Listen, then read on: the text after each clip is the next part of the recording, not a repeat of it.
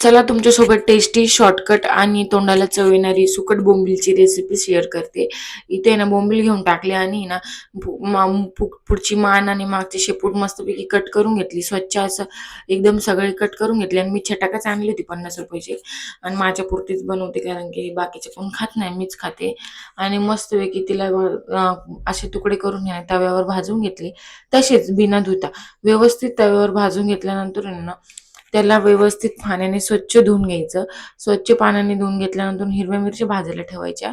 थोडंसं तेल टाकायचं त्याच्यामध्ये आणि थोडंसं चिमूटभर मीठ टाकायचं.